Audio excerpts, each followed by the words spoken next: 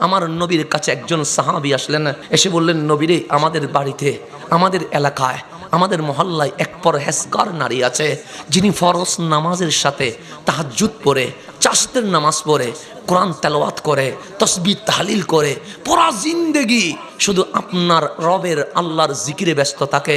কিন্তু একটা সমস্যা আছে, উনি প্রতিবেশীদের সাথে কটকট মেজাজের, উগ্র মেজাজের, একটু গালি দিয়ে কথা বলে।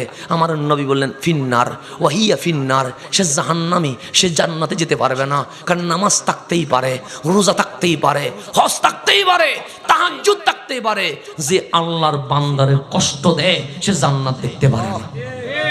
তখন ওই সাহাবী আবার বললেন, নবীরে, আমাদের এলাকায় আরেকটা মহিলা আছে, শুধু ফরজ নামাজ পড়ে, কিন্তু নফলের কোনো খবর নাই, তাহাজ্জুদ নাই, চাষ নাই, দোহা নাই, আওয়াবিন নাই, জিকির আসকার নাই। যতটুকু করা দরকার রমজান মাসে শুধু রোজা রাখে, রমজানের বাইরে কোনো নফল রোজা রাখে না, শুধু ফরজ কাজ করে। কিন্তু এলাকায় একটা সুনাম আছে। আমার নবী বলে, কি সুনাম?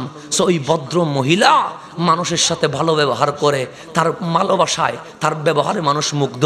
আমার নবী ওয়াহিয়া ফিল জান্নাহ, ইবাদত মূলগুলো তো করছে, নফল করে নাই আর কি। কিন্তু প্রতিবেশী যখন রাজি হয়ে গেছে, মাওলা বলে যে আমার বান্দারে রাজি করছে, সে তো মালিকরে রাজি করে ফেলেছে, তাকে আমি জান্নাতি বানাই দিছি। প্রতিবেশী যদি বলে ভালো, আল্লাহ বলে ভালো। প্রতিবেশী যদি বলে খারাপ, আল্লাহ বলে খারাপ।